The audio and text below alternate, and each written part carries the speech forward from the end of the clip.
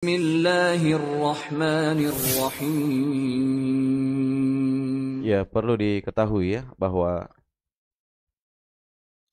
riba itu sangat membahayakan kita.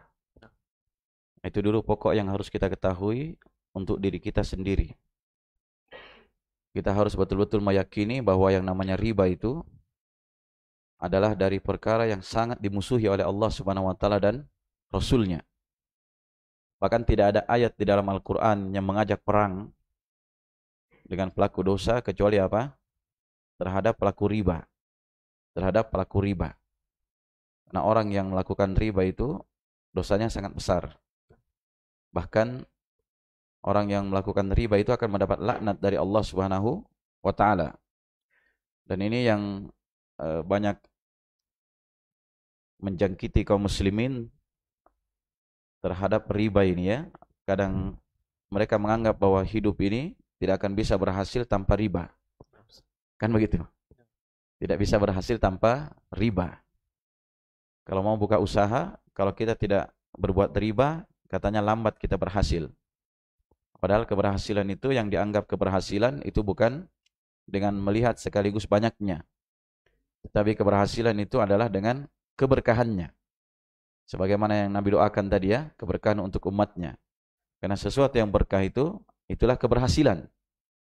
Karena keberkahan itu akan terus-menerus bertambah kebaikannya dan terus-menerus ada kebaikannya. Nah, ini dari hal yang hendaknya dipahami dulu. Kemudian yang kedua, terkait dengan orang tua, maka seorang anak itu harus ya dia berbakti kepada orang tua. Dalam kondisi apapun juga. Dalam kondisi orang tuanya itu dalam keadaan baik, dalam keadaan mereka berada di atas kebenaran, berada di atas jalan yang lurus, itu wajib kita berbakti kepada mereka, berbuat baik. Dan bahkan ketika mereka kafir pun, kita tetap diperintahkan untuk berbuat baik kepada mereka di dunia ini. Demikian ya. Apalagi kalau mereka itu muslim, hanya mereka terjatuh di dalam perbuatan dosa karena minimnya ilmu yang mereka miliki. Kan begitu? Karena minimnya ilmu yang mereka miliki. Atau karena desakan dunia, sehingga mereka berani melakukan riba. Karena riba itu mereka anggap mungkin hanya untuk batu loncatan saja. Nah, ini dari hal-hal yang hendaknya apa? Kita memaklumi dulu orang tua kita. Dalam artinya kita memaklumi ini, ya kita mendoakan mereka agar mereka mendapat hidayah. Ya kita berbuat baik kepada mereka. Kemudian pelan-pelan nanti kalau ada jalan baru kita masukkan tentang bahaya-bahaya dari riba tersebut. Ya adapun kita sebagai anak membantu usaha mereka yang terkait dengan riba, maka dimaklumi kadang usaha orang tua itu tidak semuanya riba kan? Begitu ya. Mungkin dia usaha itu asal tempatnya dia, asal usahanya dia itu normal. Cuma dia istilahnya tambahan modal. Nah, tambahan modal ini kan terkait dengan riba.